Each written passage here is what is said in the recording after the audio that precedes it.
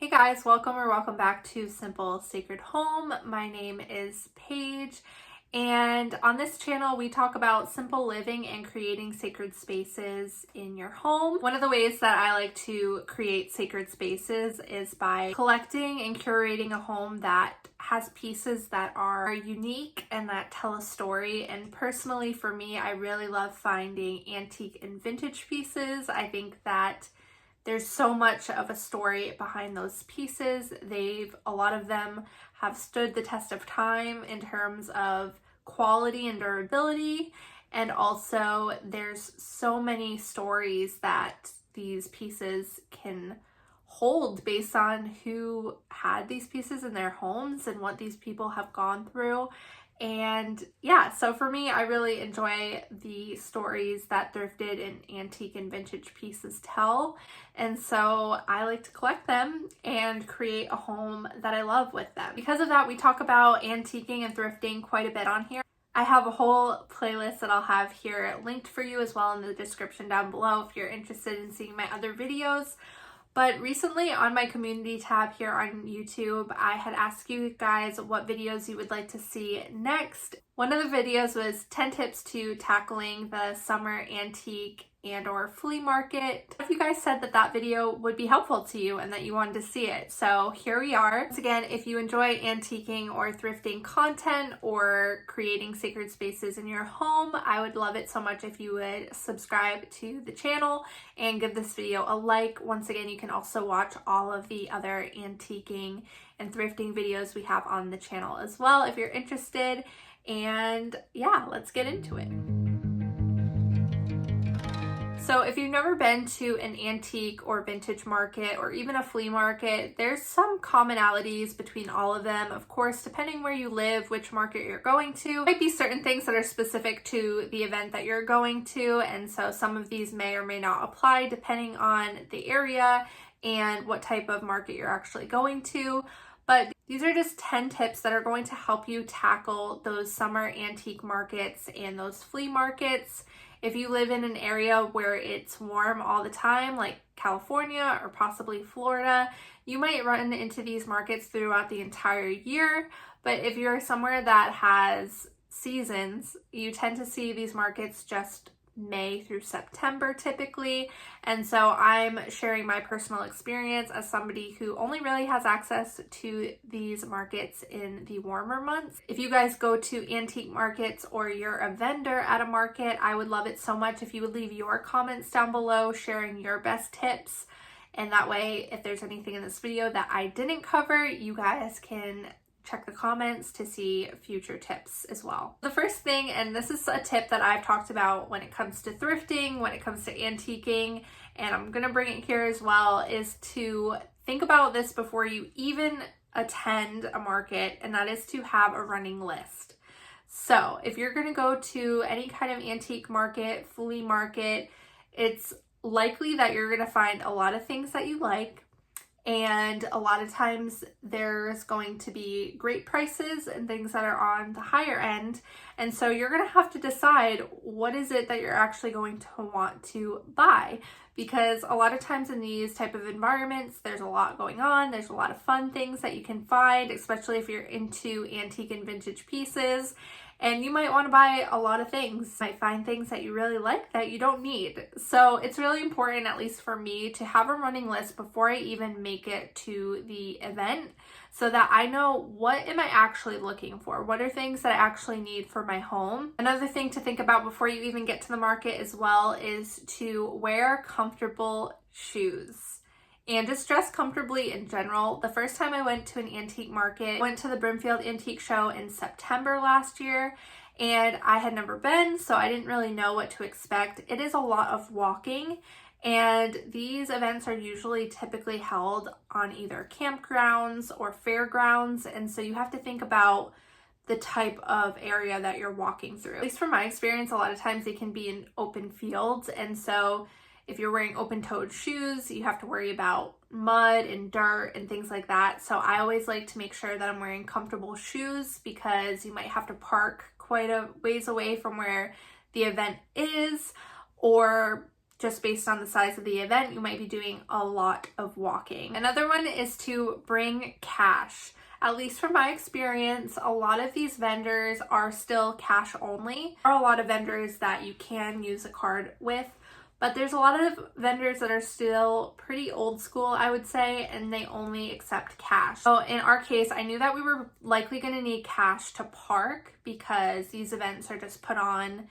by volunteers, and so usually there's somebody at the front of the parking area just taking cash, and I wouldn't want to get there and not actually have cash to be able to park, and so I always like to bring cash for parking. Also, I know that there's usually vendors that only take cash. There usually is ATMs available the day of. I went to Brimfield specifically.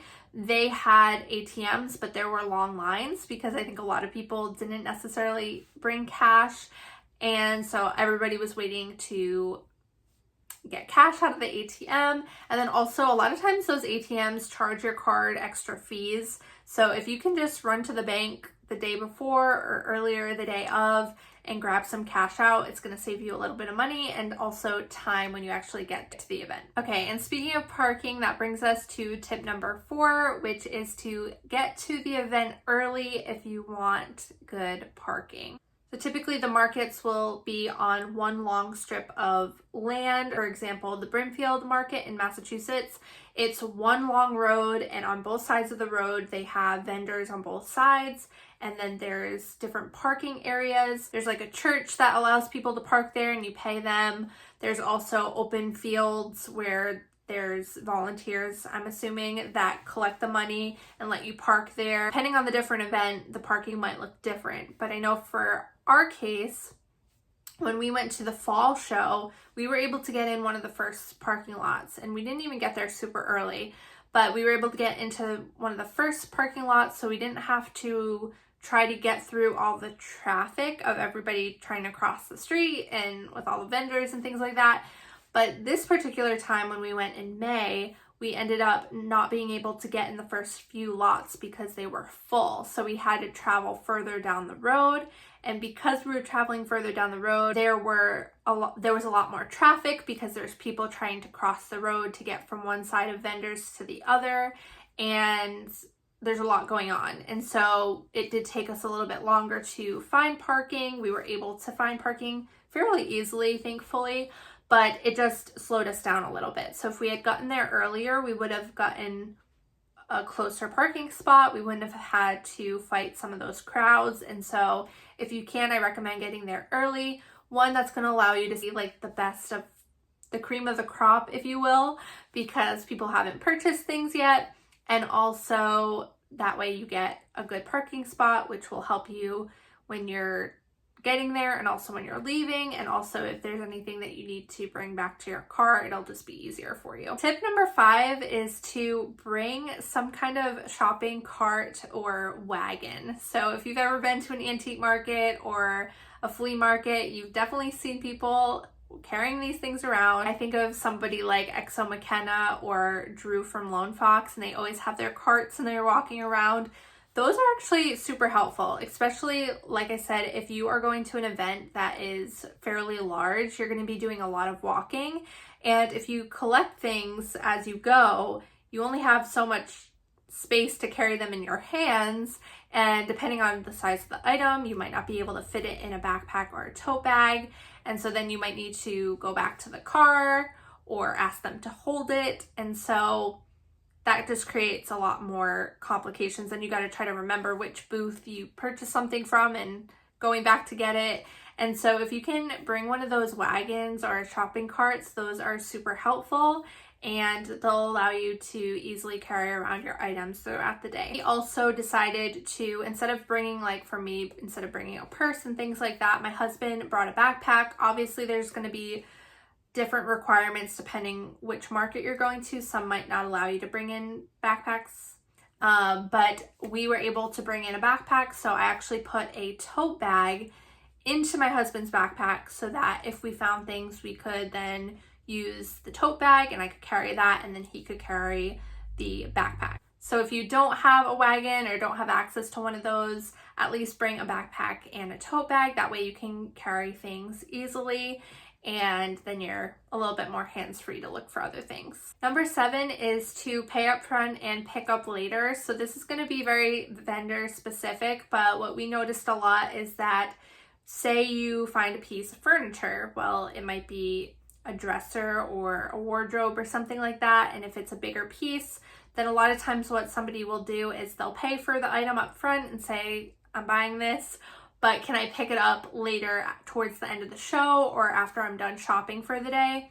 Because if you're going to a large event, there's a lot of people coming in and out, and so to be able to get out a large piece of furniture, you're going to need to be able to drive your car in, pick it up, and things like that. So a lot of the vendors will allow you to purchase the item and then come back later, whether it be later that day or if it's a multiple day event, they might let you pick it up the last day of the event. And usually they'll let you do that, which is really nice. Another thing to consider is whether you're going to need a truck or if you're going to need to rent a truck. These are things you might not be thinking about, but if you're looking to purchase furniture specifically, you got to make sure that whatever furniture piece you get, you're going to be able to fit that into your vehicle. And so there are cases where people will rent a truck or even rent like a U-Haul. If, say, you just bought a house and you're looking for multiple pieces, you might need a U-Haul or something like that to be able to bring all those pieces home. Another thing to consider, maybe if you're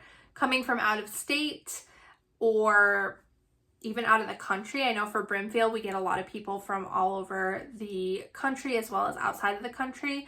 Some vendors will allow you to purchase the item and they will ship it at a cost, obviously. So that is something to consider if it's a really heavy item and you're planning on traveling back on an airplane or something like that. It is worth it to ask them if it's something you really, really love and you know you don't want to leave behind. Obviously, not all vendors are going to do that, but it is worth it if it's a piece that you really want to be able to bring home with you. Number 9 is to be prepared to ask for prices. If you haven't seen the Brimfield video that I did mention in that video that I do not enjoy when vendors don't list prices. I understand why some vendors don't, but for me personally, as somebody who wants to open my own antique booth in the future, I think it's just so much nicer to take the time to list your items. Personally, in my opinion, I like to shop and know, okay, this is how much the item is,